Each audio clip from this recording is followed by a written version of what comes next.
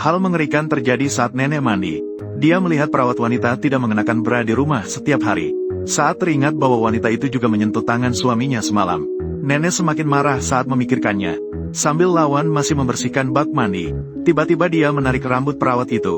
Wanita itu juga terkejut dan secara naluriah mulai melawan. Namun, tidak disangka keduanya tiba-tiba terpeleset. Perawat itu juga jatuh ke dalam bak mandi. Namun, saat dia berbalik, dia terjebak dalam ketakutan. Karena kepala belakang nenek sudah menyentuh tanah dan dia sekarat. Banyak darah menyebar di lantai. Wanita itu ketakutan dan kehilangan akal.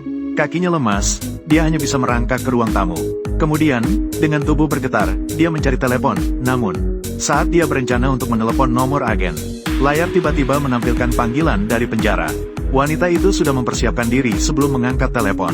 Anaknya memberitahunya bahwa karena ia mematuhi disiplin, ia mendapatkan kesempatan untuk dibebaskan lebih awal. Ia juga merasa bersalah atas ketidakpahamannya di masa lalu. Sekarang, harapan terbesarnya adalah untuk berdamai dengan ibunya. Suara tulus anaknya menyentuh hati Daisy, dan membuatnya menghilangkan pikiran untuk menyerahkan diri. Dia berusaha keras menghancurkan jejak di tempat kejadian dengan kain.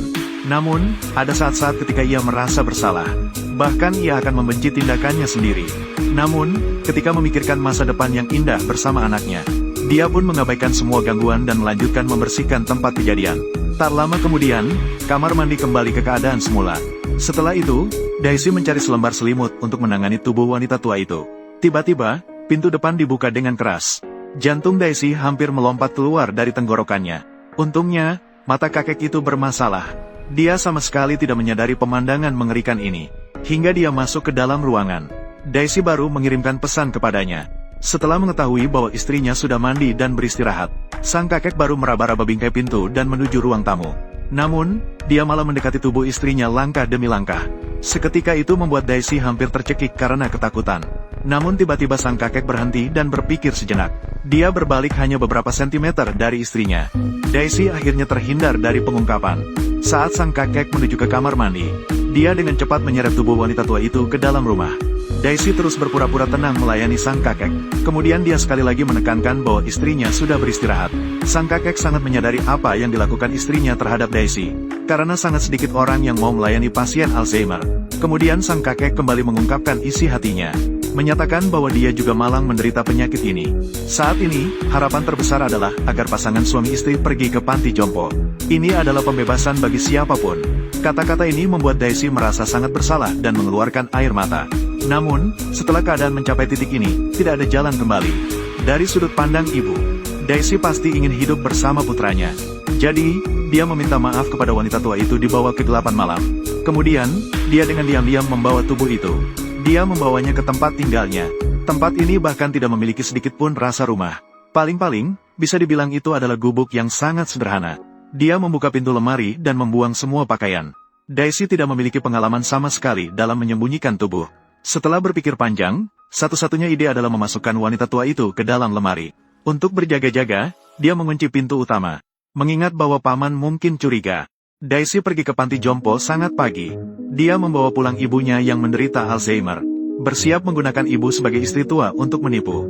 Sayangnya, kakek telah hidup bersama istrinya selama bertahun-tahun. Bagaimana mungkin dia tidak bisa melihat ada yang tidak beres di dalamnya? Istri yang suka mengoceh menjadi tidak suka berbicara. Bahkan saat makan pun dia tidak lagi mengeluarkan suara. Daisy merasa tidak nyaman karena keraguan kakek, menggunakan kesehatan ibu yang buruk sebagai alasan untuk menghindar. Tak disangka, masalah datang bertubi-tubi. Kakek menarik sehelai rambut panjang dari makanannya. Daisy hanya bisa terus berbohong, mengklaim bahwa rambut itu miliknya. Kakek tidak banyak berkomentar tentang hal itu. Namun, Daisy sudah menyadari, ibu sudah dalam keadaan parah. Untuk sepenuhnya menghilangkan kemungkinan ibu kehilangan rambut, Daisy secara pribadi memotong rambutnya. Siapa sangka, saat memotong kuku kakek, dia malah bertanya, apakah dia sudah tidak bisa mengenali istrinya? Daisy tentu saja tahu bahwa dia berbicara dengan maksud tertentu. Setelah ragu sejenak, dia memberitahu si tua bahwa itu bukanlah dia. Daisy sangat menyadari kesalahannya. Dia ingin memperbaiki dengan lebih melayani si tua. Akhirnya di malam hari, si tua menghabiskan waktu sendirian dengan istrinya. Meskipun di depannya hanya ada kegelapan yang membingungkan. Namun, begitu dia menyentuh tangan istrinya, dia sangat yakin bahwa orang ini bukanlah pasangan hidupnya. Dalam kepanikan, si tua mencoba memastikan melalui wajah istrinya. Namun, kebenarannya membuatnya sendiri tidak percaya. Dia duduk di ruang kerjanya dengan pikiran kosong hingga fajar. Akhirnya, dia menghubungi ponsel dokter yang merawatnya. Dia sangat ingin mengetahui, siapa yang bermasalah, saya atau Daisy. Tak lama kemudian, dokter datang mengunjungi secara langsung. Si tua menceritakan seluruh pengalamannya. Kemudian, dengan cemas, dia bertanya apakah penyakitnya mempengaruhi penilaiannya, sehingga dia merasa asing terhadap istrinya. Kakek dengan serius menyatakan saat menggenggam tangan istrinya, tetapi merasa itu adalah orang lain. Pernyataan konyol ini membuat dokter tidak bisa menahan diri. Kamu sudah puluhan tahun tidak menyentuh tangannya, kan? Kakek yang mendengar itu juga menundukkan kepalanya. Dan dokter masih bersiap untuk berbalik, untuk meminta konfirmasi identitas istri kakek. Sementara itu, Daisy yang membeli buah kembali dengan cepat. Situasi mendadak itu langsung menggenggam hatinya. Melihat bahwa keadaan akan segera terungkap, Daisy melangkah lebih dulu dan membantu ibunya bangkit, menggunakan waktu mandi sebagai alasan. Baru bisa mengelak dengan susah payah. Namun kakek tetap bersikeras meminta konfirmasi jawaban. Apakah dia istriku? Benarkah? Tentu saja, jangan berpikir terlalu banyak. Mengingat bahwa karakter Daisy tidak bermasalah, dokter hanya bisa mengalihkan pembicaraan. Beberapa saat kemudian dokter berpamitan kepada kakek. Begitu keluar, Daisy segera datang dengan terburu-buru. Dia berpura-pura menunjukkan kekhawatiran tentang kondisi kesehatan kakek. Sebenarnya dia sedang mencari tahu kapan kakek bisa benar-benar pikun. Dokter dalam hati mengagumi sifat baik hati Daisy. Jadi dia menghibur Daisy agar tidak perlu khawatir, karena penyakit kakek saat ini masih ringan. Setelah kejadian ini, sikap Daisy jelas lebih santai.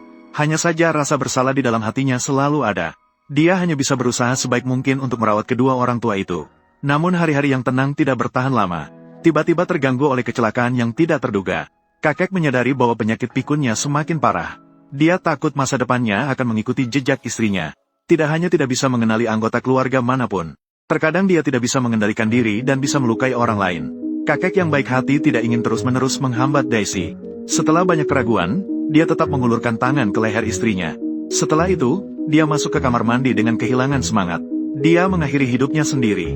Layar berpindah. Daisy sibuk di apartemen barunya yang baru saja disewa. Dia ingin menyambut kepulangan putranya dengan segala sesuatu yang baru.